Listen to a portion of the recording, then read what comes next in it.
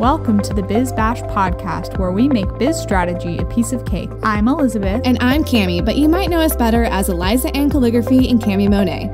We want to help you, our fellow stationers, artists, and calligraphers, confidently build a profitable and personality-driven creative biz. We're here to share our honest-to-goodness advice and actionable strategies for ambitious artists. So put on your party hat, quit being a procrastinator gator, and let's get this party started. Hey guys, welcome to the Biz Bash podcast. Today we have a guest with us and I'm so excited right now. Oh my gosh. Okay, so we have Sarah Baumann. Okay, I almost said it wrong, but I did it. Okay, Sarah Baumann from Signet Sealed. If you guys don't follow her on Instagram, you totally should right now. She's amazing. She is so much fun. Like literally, she is the definition of funnest. And I know that's not a word, but if it was a word, it would be her. Okay, she does amazing city collection prints, all these really cool iPad lettering, all these amazing hand lettered pieces. She also does these really cool Bachelorette recaps that are so fun that I look forward to every Monday. And also really fun Instagram story recaps on political things and all these other boring things that she makes super fun. Like I said, funnest, you guys. And she was a dumpling for Halloween. Like what? We'll talk about it. Anyway, so today we're going to be talking about what to do when your business outgrows you. Sarah's seen a ton of growth with her business, and now she even uses a fulfillment company to handle her orders. So we're going to talk about her journey there and some of the strategies you guys can use in your own product business. So yes, welcome, Sarah. Yeah, that was like the sweetest introduction. I'm so honored. My goodness. Oh, well, it's really weird because I really feel like I know you because I've followed you for a long time. And so like I'm such a fangirl of yours. I'm just very excited to be here remotely or whatever this is. Yeah, so perfect. I know it's weird because like I literally just actually talked to you like 5 minutes ago. And I was just like, oh, hey, like it wasn't even like, oh, hello, I'm Cami. It was just like, oh, yeah. Because I just feel like, I don't know, it's so weird with Instagram friends. You know? It is so weird. I was like at a retreat this weekend and saw one of my friends, Emily Frazier, who's a humanitarian photographer in Memphis, which is like a really interesting sidebar. But anyway, we like saw each other at the airport and she picked me up and I gave her this like huge hug and I was like, I miss you so much. I'm so excited. And she was like, you know, this is technically the second time we've met, but like we're like interacting on Instagram all the time and like always in DMs. And I was like, that can't be true, but it is. And Instagram's just crazy like that. It's just, I don't know. You feel like you really know people.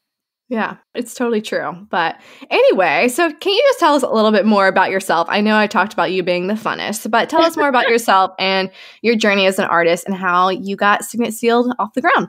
Sure, yeah. So like she said, my name's Sarah. I try to do lots of really fun things on social media. I'm based in Austin and grew up in San Antonio, Texas. And when I was in college, I was a junior and did a study abroad program in Chile and Argentina. And that's kind of how this all got started. All my friends had travel journals and blogs. And I just didn't really have the patience to sit down and like write a blog. Still kind of don't. Working on it. Do my best. But instead I would create these kind of visual like doodle journals. And so they had like the city name in the middle and they would have buildings and hostels and people we met and like things we did. And, you know, I don't know, all of that kind of travel stuff that you want to remember and can so easily forget. And so the people that were on my trip were really encouraging and really excited about it. And they were like, you're really talented with this. Like, you should do something with it. And I was like, oh, who, me? And then was like, but yes, I would love that. And so I came back that January and started my Etsy shop. And so that was January of 2015, which is 5 years ago, which is crazy. And then I ran my business part-time until I graduated in 2016 and then took it full-time. So that's kind of the origin story, how it all got going. That's awesome. I love that everything was like derived out of a simple thing, almost like an accident. Like you kind of fell into that because other people liked something you were doing and noticed that first. So that's like a super fun story. And have you ever like shared any of the like pictures from those journals? I would be so curious to see some of your entries. Yeah, I know they're still in existence, but I haven't been able to find any of the like OG ones, which is a real bummer, but I will one day and then I'll be like, full circle, wonderful, and it'll be great. Yeah, and it's so cool that you went full time like right out of college. Like I would be so scared. just being totally honest, like that would absolutely terrify me. So I just love that you just went for it. Like that is really cool. So your business was growing while you were in college. I mean, I feel like balancing that would be very tricky. I'm trying to think back in college. That's why I sound like I'm lost right now. But I'm like, wait, how old was I? But also, do you feel like, I guess in 2015, hold on, I'm just like putting years together. That's when you would have gotten married that summer. Oh my gosh. Okay, I'm old. Like she knew. She was like, "That's your wedding year." Okay. Yeah, well, it's my wedding year too. We both I was got married thinking in 2015. in terms of like social media. Okay, so like, do you think social media still played a role in the growth of your business, like starting out? Because like when I was graduating college, I don't feel like social media was like that big, you know? So I don't feel like it would have been as easy to go full time. And for sure, easy I is the feel wrong like word. Instagram was like building in momentum. Like it was becoming more of a thing, and I definitely used it. Like the first time I posted a city print in the US, which is my Memphis print, which is the first one that I made. And I remember it got 7 likes in 7 minutes. And I was like, whoa, I'm viral. This is crazy. Like it was so many likes to me. And I was like, oh my gosh, this is just, things are popping. Like this is wild. So I remember it definitely like played a part. And then people like at my school kind of knew what I was doing because I was posting everything on like my personal Instagram. So it was a thing. And I remember like people having like 15,000 followers or 10,000 followers. And I was like, that's wild. But I don't know if, I mean, obviously today it's like such a huge thing. I don't know if it was like quite at that point yet, but anyway, it was exciting. Yeah. So did you start with an Etsy shop or did you start with your own website or a little bit of both? I started my own Etsy shop and then I had that for like a few months. I still have that same Etsy shop. And then I added my own website, which was like very DIY, like that summer, I guess. So I was just Etsy for the first few months. Yeah. Okay. I feel like we all start with Etsy, but I still have my Etsy shop too. Like I don't foresee myself getting rid of it anytime soon. Like it still brings in good cash flow. So I'm like, it's all good. So, okay.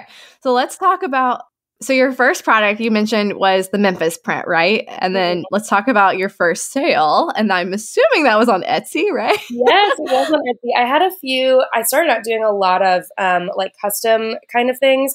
And so those were all friends and family. And then I started doing more prints and was like, okay, this is more of my jam. But I remember my first like Etsy order coming in that was a stranger and I was so excited and I like hand lettered like the address and everything, which now I'm like, then I couldn't track it. But then I like was like trying to follow along and I don't think she ever like left her review or anything, but I just remember like waiting and checking and like, you know, it just has like, it's just the most exciting thing when it's like someone who doesn't know me wants to buy my stuff. What? So anyway, but I remember it really clearly.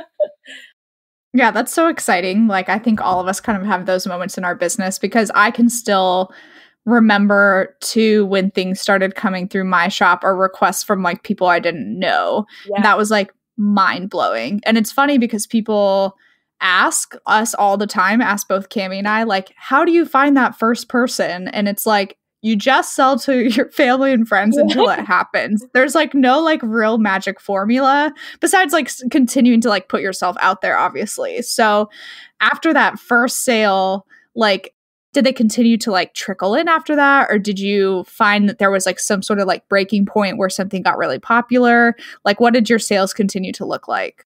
I feel like they were pretty slow and steady for a while. I feel like with Etsy, it's one of those things where like you kind of like build to build. I don't know. It like self-perpetuates sort of like you have to be successful on Etsy to like be successful. I guess that's true with anything, but I don't know. I just feel like with their SEO and everything, it just has to kind of build gradually. So yeah, I feel like it took about a year for things to start kind of like really moving and for sales to really start happening. And then I was getting wholesale inquiries and more custom inquiries. And then I ended up doing a project for Mars, the candy company, like the next spring. And so there were like a few things that happened that last semester of school. And a bunch of my friends were just going to do like internships and work at home. And like they kind of had like half jobs. And so I was like, well, this is a half job. Like, let's just see where it goes. So that was kind of what led me into like the full time was like things really clicking along on their own. Okay, that makes sense. Yeah. Wait, I want to hear more about this Mars thing because that is so cool. I don't think I've like heard about that before. So can you just tell us about that project and what it looked like? Yeah, it was so wild. I don't really talk about it because I don't really accept custom work anymore. But it was so crazy. I was a senior in college in my like tiny shoebox dorm room and got this message that was like, "Hi, I work for a company. Will you take this commission?" And they wanted, basically I had a New Orleans print at the time and they wanted like a few elements changed. They wanted like their logo added in, but hand lettered. And then like a few more of their like brand colors. And like, I didn't like know who it was. I tried to look up the name and I was like, is this a scam? Like, is this going to be like, also I'm a Saudi prince and I need $14 million. Like, I didn't really know what was going on, but I was just responded and was like, sure, this would be the quote. for that many. I think they wanted like 50 or something. And then they wanted like 10 of them to be hand lettered with a name. So it was like specific enough that I was like, it's probably legit, but I don't really know. And then they were like, great, we'll email you over more information and, like get things going. And so then I got an email from like the VP of something at Mars. And I was like, wait, what? Was this the same thing? What's happening? So they have a really cool program called Make the Difference. I guess, I don't know if it's still called that, but they recognize like their top, I don't know, probably a really small percentage of their employees, because I'm sure they have 1 million, but they bring them to this conference and like recognize them for their work in like people being efficient or people doing social good or whatever. And so they wanted to have these prints to have like a gift for all of them. And then for their big winners, they had their names like hand lettered on the print. So that was like a huge thing for me. And my first time like working with a company and doing a big corporate thing. And like they were super strangers, like have no idea who they were. I've never really heard from them since. But I mean, it was like I was like, okay, cool. Let's maybe more of these. Let's get it going. And so went full time, but it was really crazy. Oh, yeah, that is so cool. That's nuts. So forgive me if you like said this and I missed it. Did you guys have like any formal contract or agreement? I don't think we did, which now is really horrifying to me. I think I was just like, sure, okie dokie, and like, I don't know. I remember since they wanted prints, they were like pretty low cost to me, and the edits didn't take very long, and so I was kind of like, low risk, we'll see. And then it was totally fine. And then they ended up I shipped them everything they wanted, and then at the last minute they were like, we need 18 more overnighted, and I was like, okay. Like it was just like the Wild West of Sarah figuring out business things. I was like, I don't know what's happening, but we'll see. And then it turned out to be fine, which is so much better than it could have been. I mean, you and Cammie sound like soul animals. I kid you not. Not that like, I'm so excited. Not that like Cammie is like walking into things without a contract, but like the Wild West and like the way that you're talking cracks me up. So I have to know. I'm hearing like two of you guys, and it's so funny to me. So I have to know, Sarah, what is your Enneagram? I'm a 7.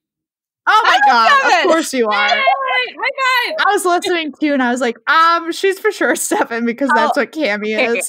I literally, before we even did this episode, I was like, I bet you anything Elizabeth is going to ask her what her Enneagram is, because she's going to be, and I know she's going to say, I'm a 7, and I'm going to be like, woo! I just totally predicted that, you guys.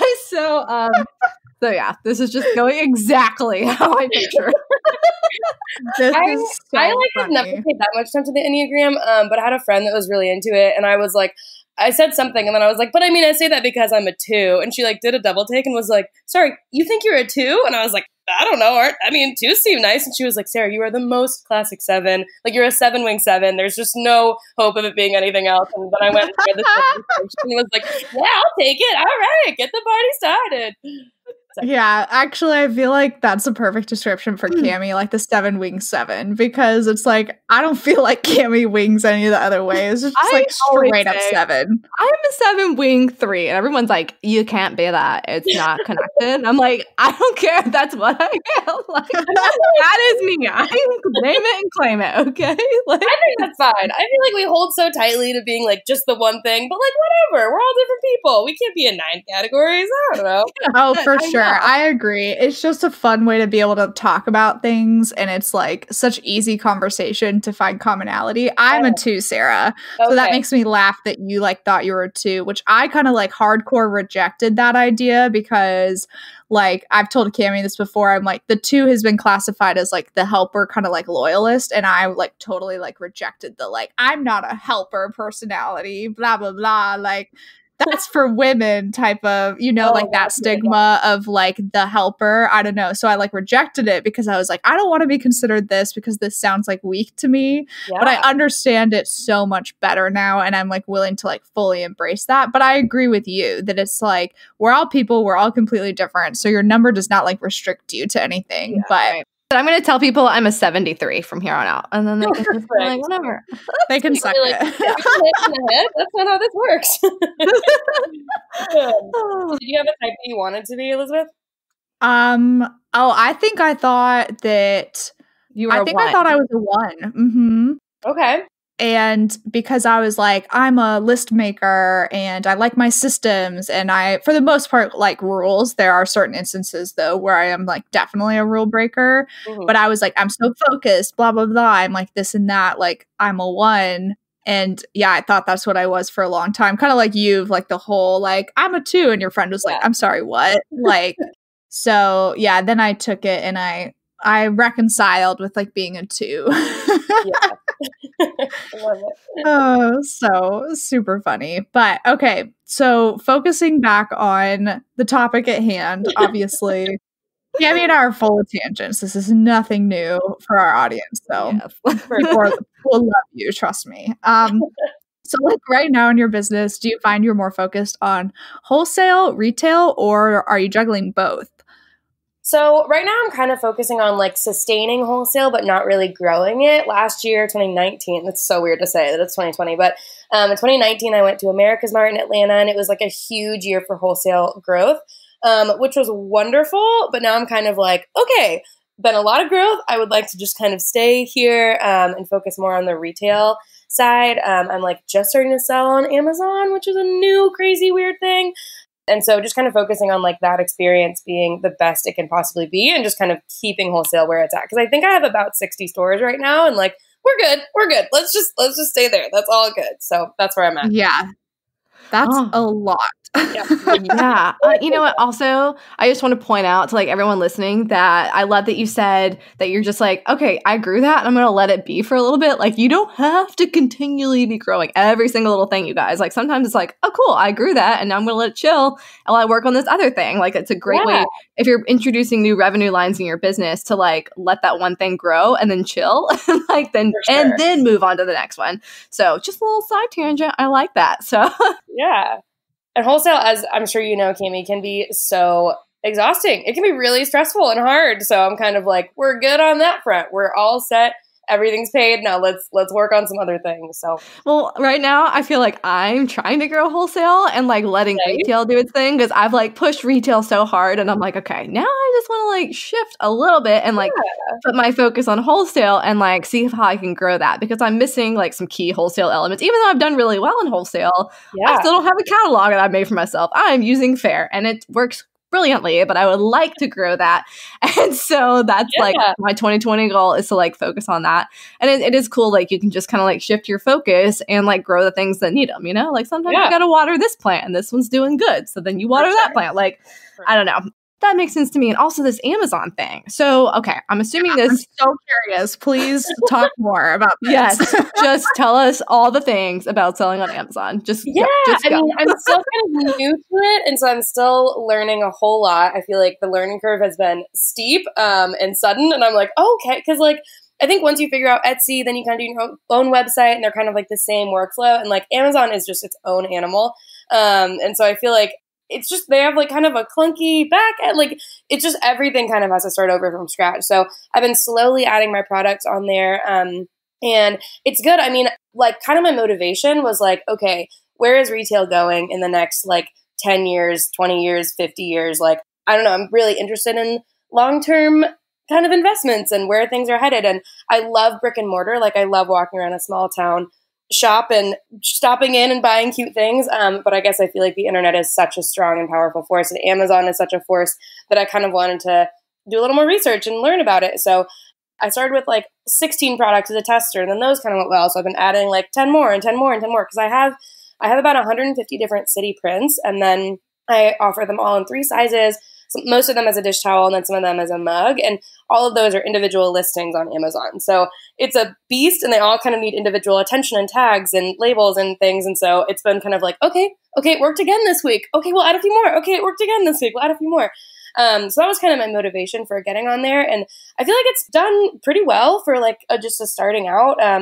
Like I was probably getting 3 to 5 sales a week, you know, in like the months leading up, like November and December, which is like nothing insane, but like, you know, when you count that over time, and then for that just being the first couple months that I was on Amazon, like I feel like it can only grow from there. So definitely still working out kinks in the back end, and it has been a lot of work to get it up and going. But I just feel like you can't, I mean, what is it, like 46% of all internet sales, I think, are done on Amazon. So I was like, I can't compete with that, you know? So anyway, just starting to play with it, but I've been happy with how it's done so far. Oh my gosh. Okay, so for Amazon, do you have to comply to like the 2-day Prime shipping? So I'm not technically a Prime seller because there's FBA, which is fulfillment by Amazon, and that's basically when you ship them a ton of their a ton of your products and they store it in their warehouse and they ship it. And that's how you can be on Prime. But then you're going to be like they're going to charge you a fulfillment fee and a storage fee for everything, like for as long as it sits there. And so I already have a fulfillment company and they fulfill super fast and they're super great. And so I was kind of like, I don't really want to be paying double fulfillment fees, double storage fees.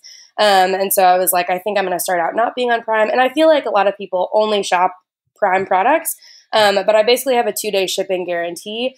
And so it will ship out in 2 days. It will not arrive in 2 days. But everything is still moving really fast. And they're really strict with those. Like pretty much everything has to ship 48 hours from the time I get the order. And if you don't do that, they will kick you off Amazon. So like they're hard and fast with their rules, which has been a little bit of an adjustment because Etsy's more like, oh, you want to ship it in 6 weeks? That's your decision. And Amazon is like, no, we got to get it moving.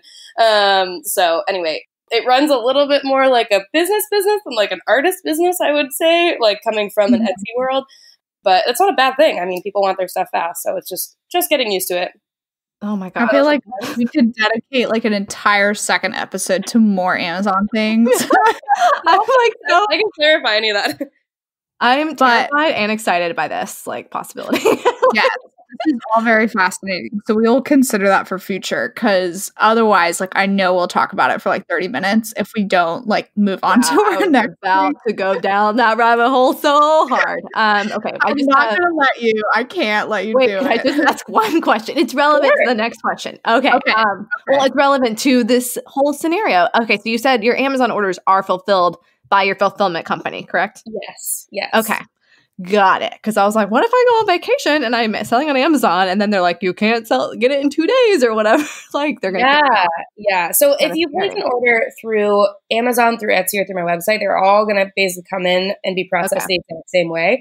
I keep a closer eye on the Amazon orders. And like, if they're not going out immediately, I text the guys at the warehouse and I'm like, can we ship this order really quickly, please? And they're like, oh my God, sure. But those I'm just like monitoring more closely, but they pretty much all get processed the same way. They have the same packaging, the same inserts, all that. Okay. So in terms of fulfillment, Elizabeth, this is not about Amazon. This is fulfillment. Okay. So at this fulfillment center place where everything is magically happening for you, is there like a portal where all your orders go into like one list? Like I'm curious about the logistics of everything, or they like have like your Etsy site, your Amazon, like do they have it all pulled up? Like how do they get the orders? Yeah. So I use Shopify for my website. And then obviously Amazon and Etsy. So I have basically 3 different ordering streams and they all go into Ship Hero, which is like the back end software. So the warehouse checks in with Ship Hero every day. And so basically it's a matter of like using different softwares to connect Etsy and Amazon and Shopify into Ship Hero. This is literally a tongue twister. Oh my goodness. So then there's Said Commerce, which connects my Etsy shop backend and then keeps it like synced inventory wise with Ship Hero and Shopify. And then there's an app called Data Feed Watch. And these are all like web apps that plug in with Shopify. And that connects my Amazon store to Ship Hero and Shopify. So basically my goal is all the time for you to be able to like log in and for like the like Amazon inventory to be like, it has to all be the same inventory everywhere. It has to be the same SKUs everywhere. It has to be like synced everywhere. So like if someone places an order on Amazon, it will update the inventory on Etsy and on my website if someone places an order, vice versa. So everything has to be super interconnected.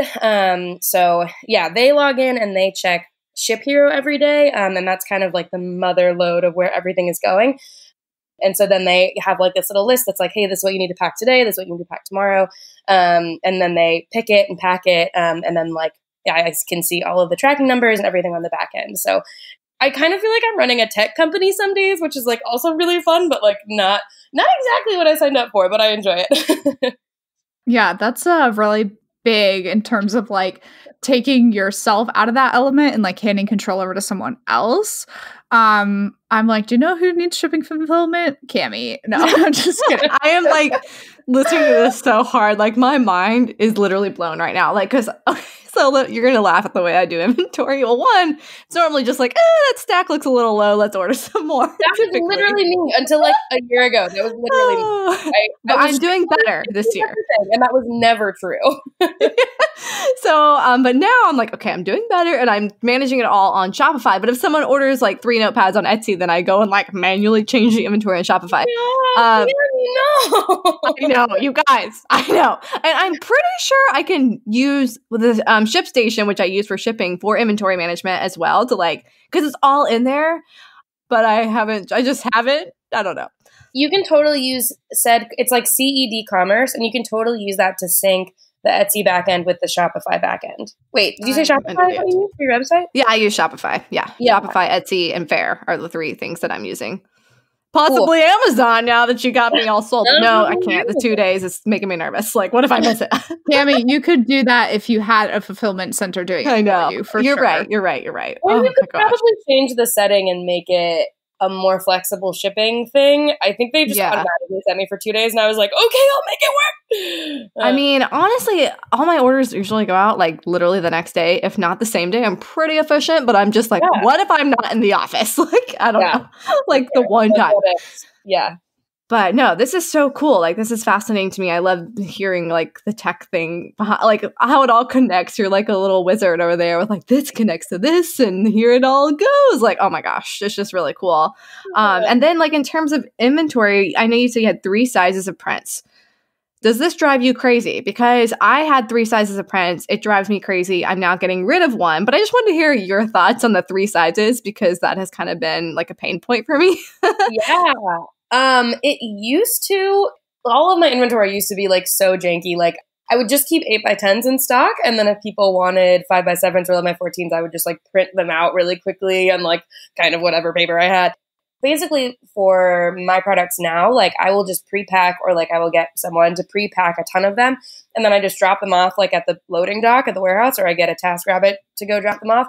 And then they count them all and put them all on the shelves and keep them all. So I don't see it. I don't have to mess with it. I just kind of check the inventory every now and then. And I'm like, oh, there's 6 more of those. I should restock. So it used to bug me a lot. It used to be like, oh, just order 8x10s. Now that I'm much more hands off, it's like, well, sure. What do you guys need?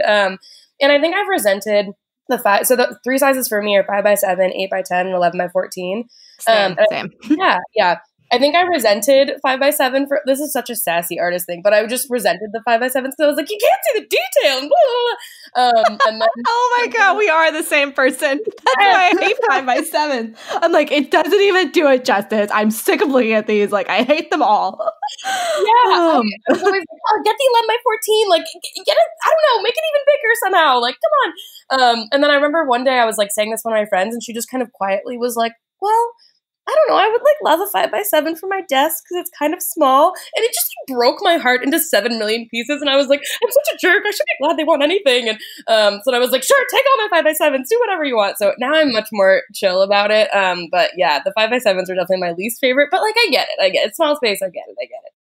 Yeah. And I'm also like, what if they want to do like a little gallery wall and they don't want to do a ginormous one with all these 8x10s? They just need a couple of the 5x7s because I have a lot that like go in like a little collection. But yeah, I'm sick of them. So I was just, for my sanity, get rid of them. I was literally just looking at my gallery wall the second you said that, Cammie, because I was like counting the 5x7s on there. Because I needed a few to balance it out because I have some like 11x14s for sure, and like a good mix of prints, and 8x10. Like, yeah, you gotta have the variation of sizes. So the 5x7s might not be for the 2 of you, but they are for other people. Well, that's who I want to sell to. So.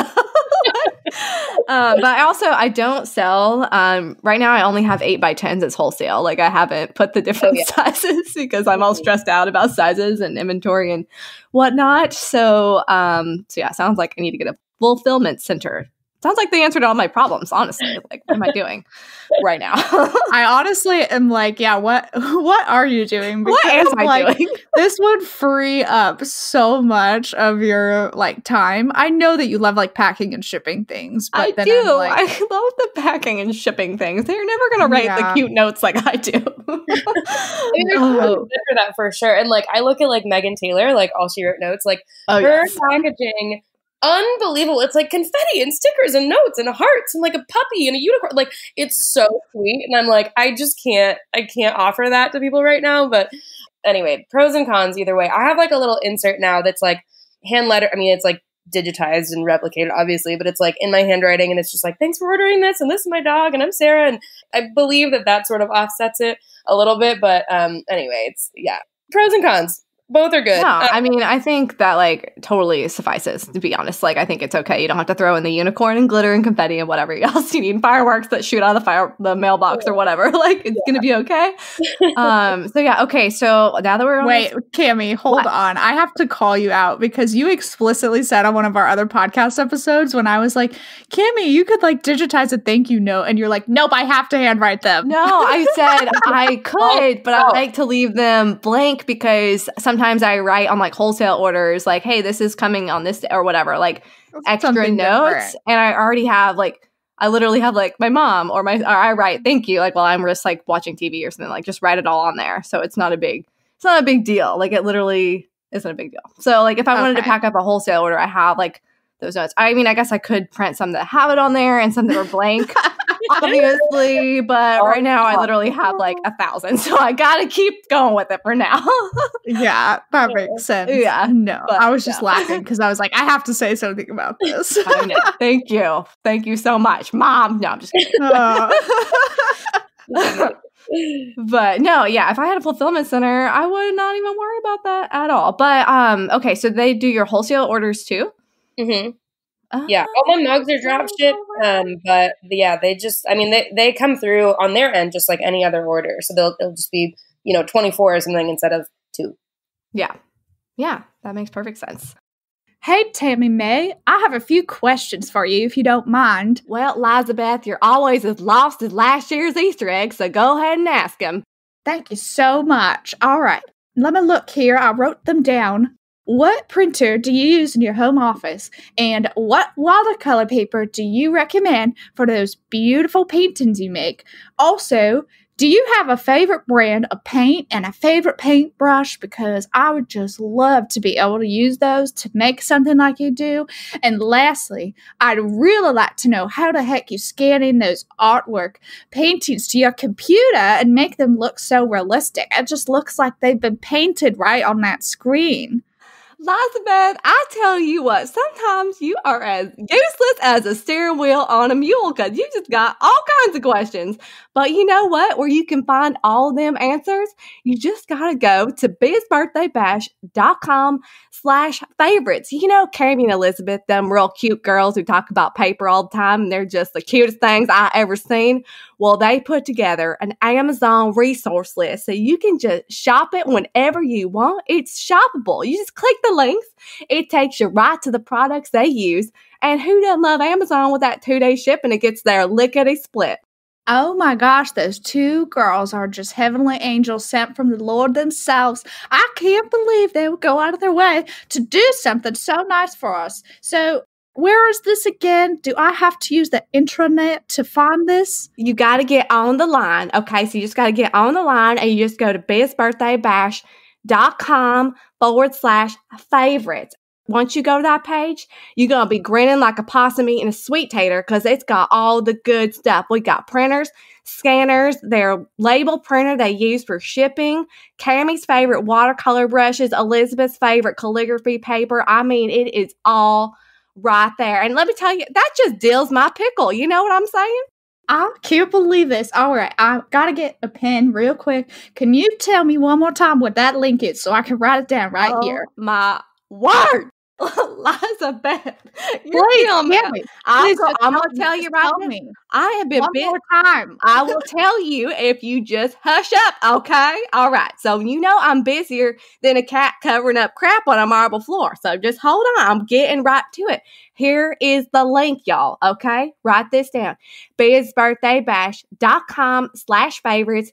Go shop all of Cami and Elizabeth's favorite supplies and office resources. You can do it. bizbirthdaybash.com/favorites. I'm so excited. I'm about to dial up right now. Y'all come back now, you hear? Oh my gosh, this is like I'm like, oh my gosh, I can't wait to do this right now. Okay, so how did you find this magical land of fulfillment and the first people you work with? It started with my calendar. So I make a good news calendar, which is I always say, if you don't buy anything else from me, get a calendar. It's sold out right now. So yeah, I went to go buy one. It's freaking sold out. So thanks a lot. I'm just kidding. I realized, like, I really thought I was going to do like a countdown of like 15 left, 10 left, 8 left. And then I just checked. Somebody like DM'd me one day and they were like, wait, are they really gone? And I looked and was like, oh my God, they're really gone. I'm so sorry. So I kind of like sneakily like stealth went out of stock. But anyway, it is like my favorite product. I believe in it so much. So it's just like, I call it optimism fuel. Like it just has like good news events, like a big illustration on the top. And this is a total sidebar. This is just me gushing about my own product. Like, and then it has like fun dates and holidays and international holidays and like feminist historical dates and all this stuff. Anyway, so the first time I created one was 2018. It was the 2019 version of the calendar. And it really, really blew up. And I really I had a team, I was living in Nashville at the time and had 3 girls under me who were all really just focusing on shipping, and we like couldn't do it. Like we just weren't doing a good job. Like the packaging was inconsistent, the shipping was inconsistent. Like we just were super overwhelmed. I have a big car, I have a Ford Escape, and I would like fill up the back with orders and then go to the post office, and like I got yelled at multiple times because they were like, this isn't a bulk drop off location. So I had to drive across town like every day to the airport and like drop all my orders at the airport, and it was just whatever. It was just such a mess, and like things were lost in the mail and things were like not getting put in orders, and it was just kind of messy. And I was like, this is not my brand. This is not who I want to be. I don't want like managing your own order to be stressful. Like this can't work anymore. And I knew I was about to move to Texas. And so I was kind of like, okay, I need to grow. I can either get a warehouse, get more employees, insure the warehouse, stock the warehouse, like man the warehouse, be shipping myself, managing all of that, or not. And so those are kind of like the way I saw it, my 2 options. So when I started researching, like, how do you get other people to ship things for you and like all of that. And I knew Val McKeon of Lily and Val. I'd gone to a conference, then Stationery Academy, now Creative Founders. But she had been a speaker there, and she had talked about how they had like got into fulfillment with everything. And they have they're shipping so much stuff. They said that they have like 1 full-time employee of the fulfillment center that like only packs their orders, which like I'm not there for sure, but I knew it was a possibility from that. And so I just kind of started Googling and researching, and I narrowed it down to like 5 or 6 fulfillment centers, which is basically like a huge warehouse where there's just kind of like every kind of product and computers and scanners. And these like guys typically just kind of walk around and like they see an order and they pick the things and they pack it together and they ship it out. Like it's what we're doing, just on a bigger, much more professional scale. And so was looking at a few in Texas and a couple like in other states. And I was sort of like, I don't think I have to have it in the city where I'm living. It would be a nice plus.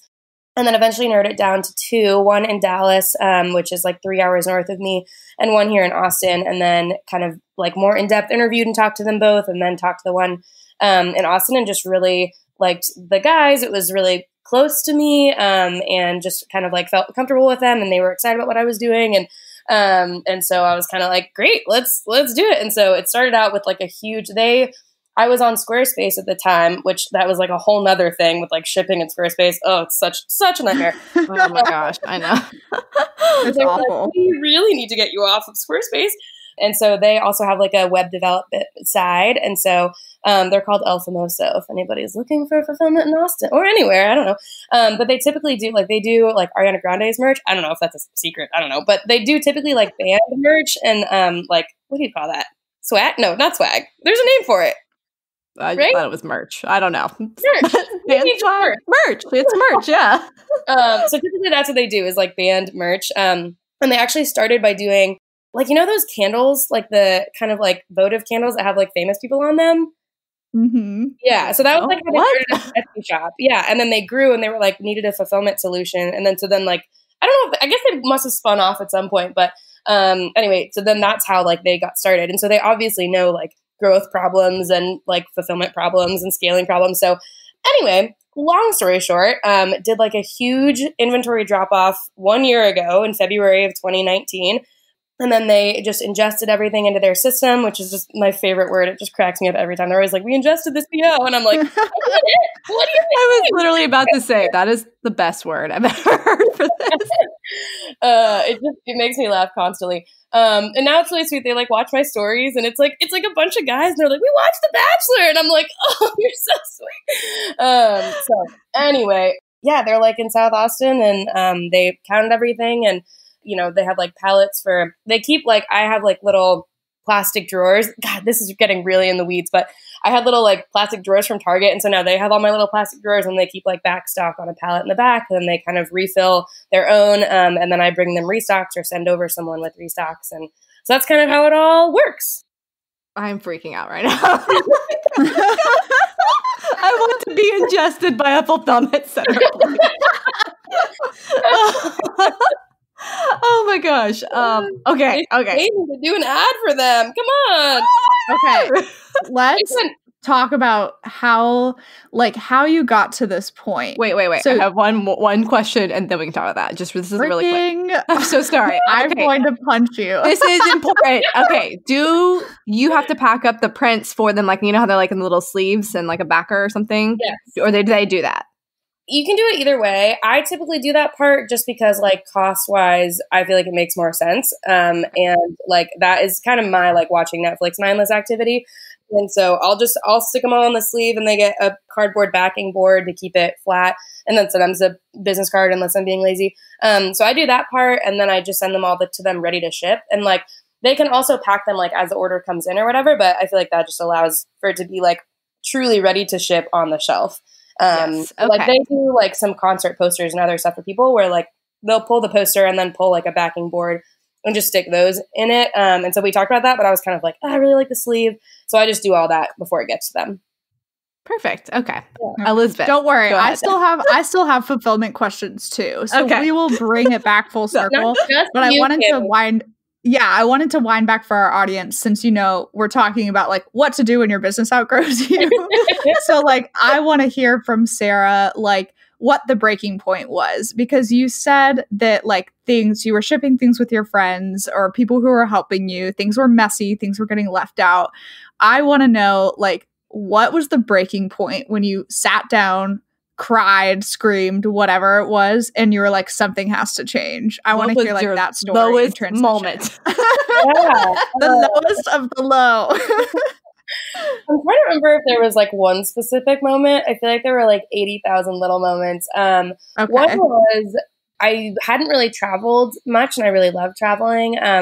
And I took a trip that fall, kind of like right as the calendar was launching. And I was like, it's not going to be a big deal. Like, who's even going to notice this calendar? And it was really, really hard. Like I was very unfocused. Like I was in Morocco, which is like amazing. I should be fully there. And I remember I was on a camel and I was trying really hard to send an email to my printer. And I was like, it's not going through. I was like in the Sahara Desert and was like, what the heck is happening? And I was like, I should be celebrating. Like I'm able to be here on this trip. But I like could not remove myself from like the shipping and the work. So that was like one thing that was earlier. And then there were just a lot of nights in like November and December when I was just like up at 3 a.m. like prepping or packing or answering emails and just like kind of quietly also crying and being like, so many people are mad at me. So many people don't have their orders. So many people are not going to get their things for Christmas. Like I just was like, I want my brand to be like happy and colorful and joyful. And like, I want it to be a fun, easy shopping experience. Like I want it to get to you faster than you think it will and like be better packaging than you're expecting and like everything to like surprise and delight, and it was like, I'm upsetting and infuriating. Like, this is not who I want to be. This is not how I want to grow. And even like looking forward, I was like, I don't want to be a warehouse manager either. Like, that was an option for me for sure. And it was like, but that's not why I got in this. Like, I would much rather like because there is a margin that like you lose when you go into a fulfillment center. Like they cost money for sure. And I was just like, I would rather have that life and get rid of this stress and have it off my back and have people be thrilled with me than like maintain and grow in a different direction, I guess, if that makes sense. Yeah, I mean, that makes perfect sense. And the fact that there was 80,000 moments and the final breaking point, it was the straw that broke the camel's back, you guys. I mean, you were literally on the camel. No, right. Oh my gosh. That was like the best moment of my life right there was that. Okay. But yeah, I mean, I think we all have those moments. So this is very helpful to like understand where you were and what am I doing? That's all I'm going to say to myself this whole episode. I am laughing so hard because if this scenario happened to Cammie, it would happen the same way. She would be on a camel on some like desert trip across the world. And that would be the moment where she was like, threw her hands up and was like, yeah. Is that it? That's it. Me and my camel are out. Okay. For sure. I thought this was coming, but like 5 years down the road. And then I was like, nope, it's just going to be what it is. And I've talked to a few people that are like, yeah, I'm interested in fulfillment, but I'm a few years away. And I'm like, but are you? But are you really? Because you don't have to be. That's how I feel. I'm like, I'm good. Like, I'm still good. Like, I really actually truly do feel like I'm still okay. But next month, I might not be. I don't know. Because like I said, I am trying to like shift focus to more product side this year. So who knows? This could be my camel year. You know? There we go. I just keep thinking too, like I've asked Cami before, like with your mugs, especially Cami, and like the drop shipping. Yeah, because I've always said to her, I'm like, well, do you ever think you'd like order them from a company? And she's like, no, because there's not really the space to stock. But I'm like, and the shipping, I don't want to do it. Yeah, if you had a fulfillment center, I could freaking do it all. Oh my gosh, I know. I could order 1,000 mugs and like not even worry about it. Like I could order like 4,000 more tea towels and not worry about where to put them either. I know. Oh my god. I could have my shelves back. Okay, so I have another fulfillment question then. So that's really helpful giving context to like our listeners of like how this change came about in your business. Yeah. But shifting back, when they are shipping on your behalf, are they using like boxes and packages you've chosen or like what they keep in stock in the warehouse? They're using what they keep in stock in the warehouse, it's actually the same packaging that I was using beforehand. It's like those U-line, for the most part, like those U-line flat, like photo mailers, which is what I was doing. And that was like one of the things when I came and walked through, I was like, okay, here are my 6 products really. And like, how would you pack this? And how would you pack this? And how would you pack this? And so I saw it all before I ever like signed on with them. And then like for the calendars, they came in like a record box, like how they ship, because they're doing so much like music stuff and merch stuff. Like I came and visited the warehouse and I was like, how are you guys going to pack these? Because, you know, they were about to ship however many.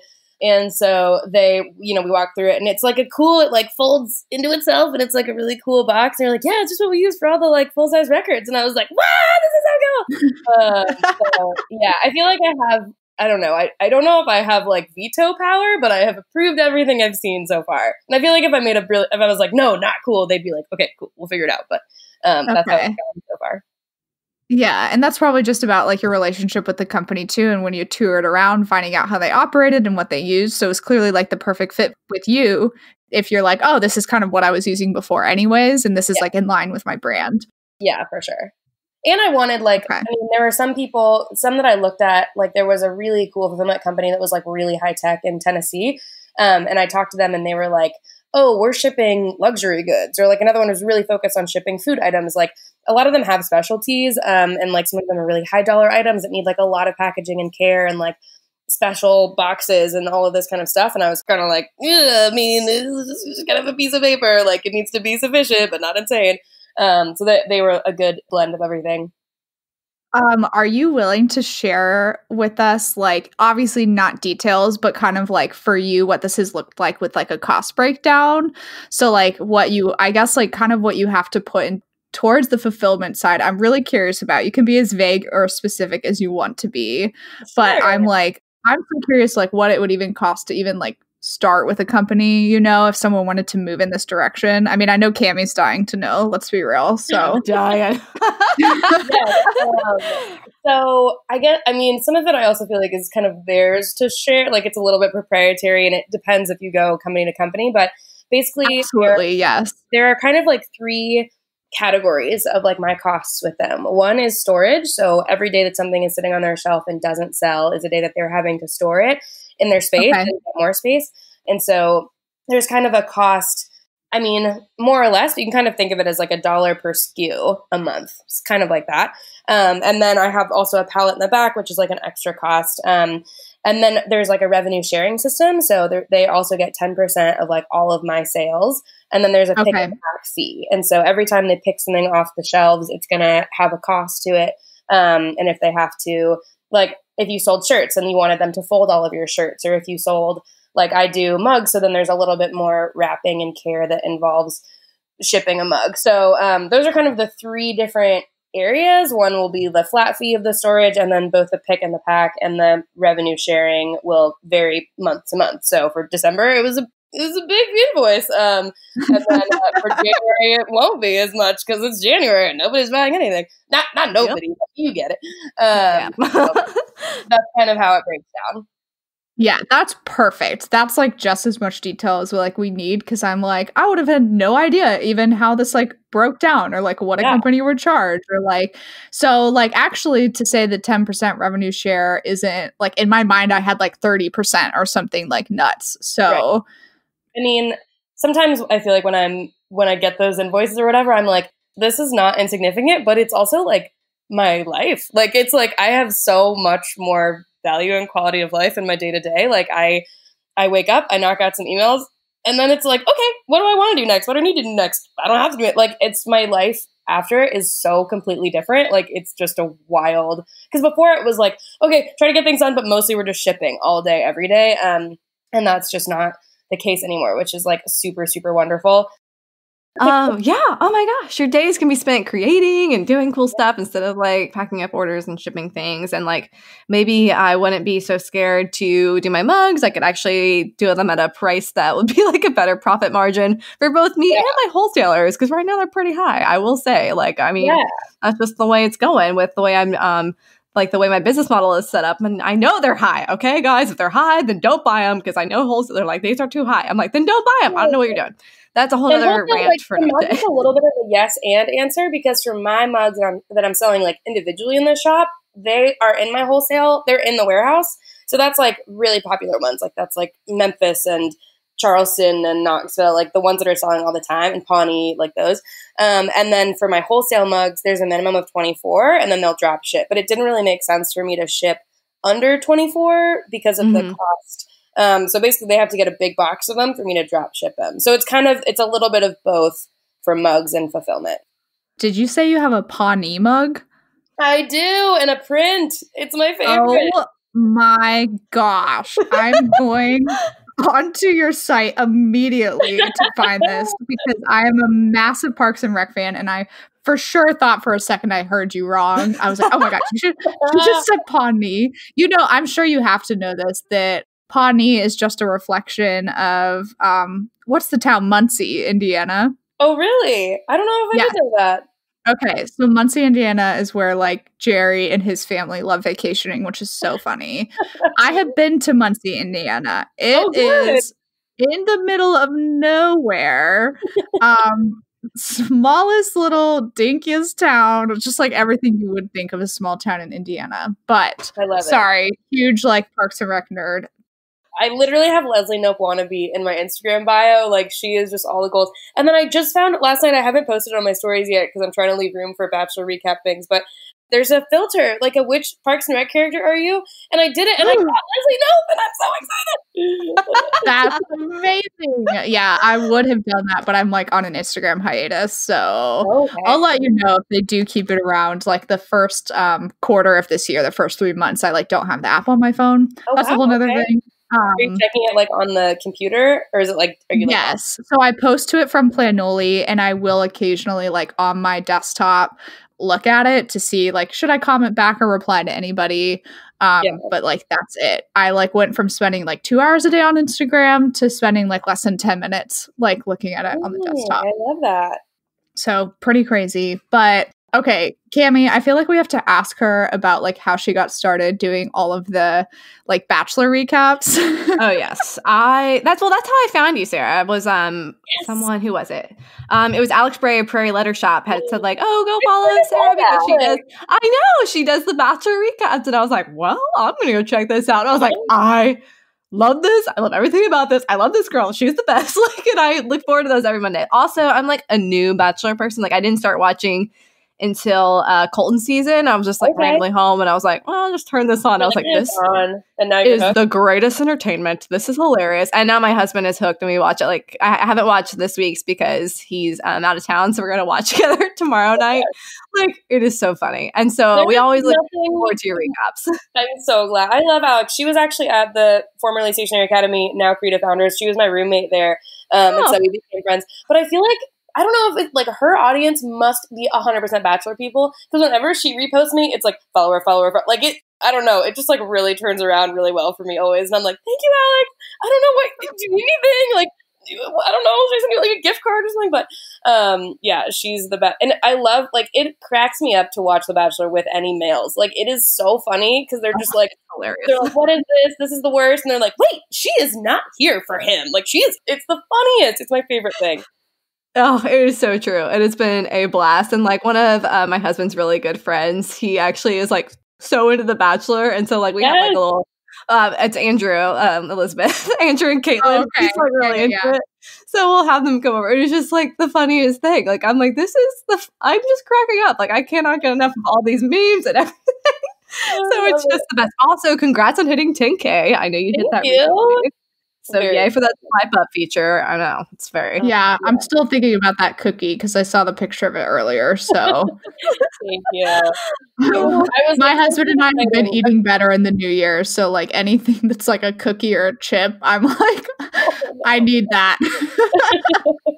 I was pretty excited about 10K. I was really excited to get a cookie cake because I've like long since told myself that was what I could get, and then it was like, yes, I can place the order. Cookie cake time. I know. It's like, but you guys, we're adults. We could literally order cookie cakes anytime we want, and I think we forget that. So don't ever forget that. You can order a cookie cake right now. Like it's just no one's stopping you. I can go to the grocery store and just buy a cake and come home, and no one can do anything about it. That's so. I think my sister commented and was like, as if you needed an excuse, and I was like, thank you.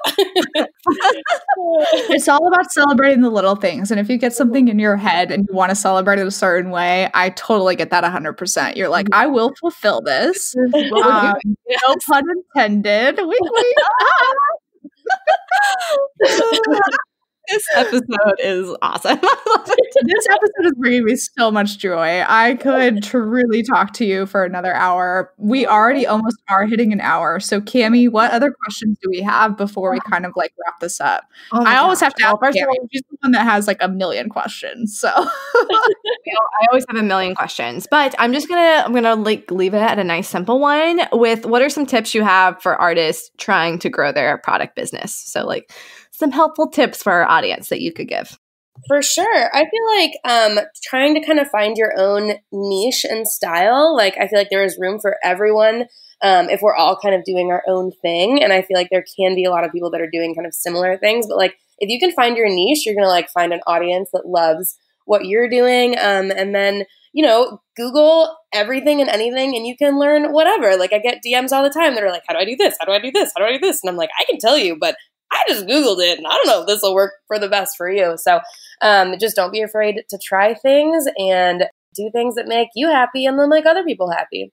Perfect. That was the best ending ever. I love it. That's great. Here for the right reason, guys. That was great. Did I even answer your bachelor question? I don't know if I did. I just started recapping it to make fun of it and now here we are. I don't know. Well, that works too. And now here we are. Anyway, you guys, you got to go follow her. It's at Signet Sealed, and you can check out her recaps, check out all her stuff. Also, all the kinds of amazingness. Her stories are literally hilarious. They'll bring you so much joy. So yeah, this has been so much fun, and I have learned a ton. Like seriously, I know. Me too. I'm like, whoa. I am also like, whoa, right now. I literally have like I said, I have 48 tabs. Now I have 52 because I have like 4 fulfillment center things up because I'm like, fulfillment center Orlando. And I'm like, what is this?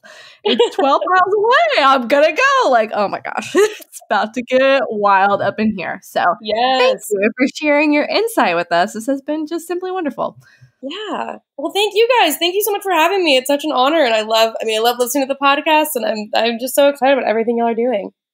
Oh, thank you. Oh, thanks. I just this whole hour was wonderful. So time well spent. And thank you for joining. And y'all know where to find Sarah. So stay in touch. Follow her for all her awesome Bachelor updates. And I'm sure there will be more information to come from us on fulfillment in the future now that Cami and I are like officially obsessed with this. Yes, and of course, you guys, please be sure to leave us a rating and review on iTunes. 5 stars, please, pretty please. You can do that just right underneath where you're listening. Just go do it right now. It really helps us a ton to help other people find us so we can keep doing this podcast for free with amazing guests like Sarah. Yay! All right. Yay. Bye, everyone. We'll see you next time. Bye. Hey guys, we just wanted to hop in and talk about one of our amazing resources, the A to Z directory.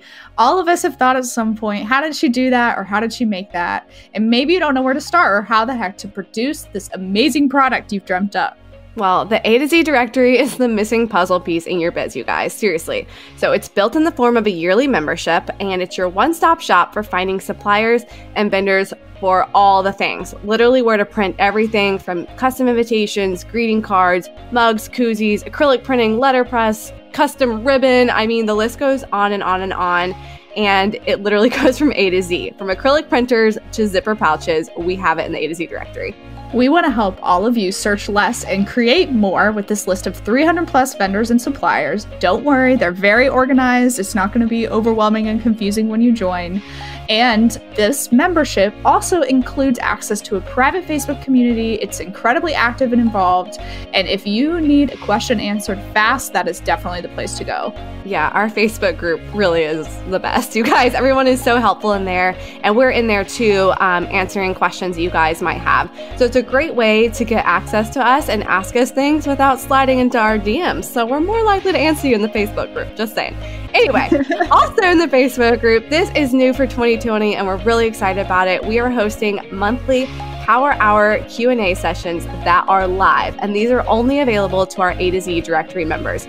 So you can hop in with us live and ask us all your burning questions in real time and just hang out with us every month. And we do these at different times so you can actually be there live, and the replays are always available in the Facebook group for members. This resource is priced at $147 a year, which honestly is extremely affordable, and it's full of so many benefits, such as exclusive vendor coupons for members only. And we would love to have you guys join. Seriously, it's kind of like our family and our tribe. So visit bizbirthdaybash.com/directory to sign up today and use coupon code podcast2020 to receive $20 off your first year. That's podcast, all caps, 2020 for $20 off your first year. We can't wait to see you in the Facebook group.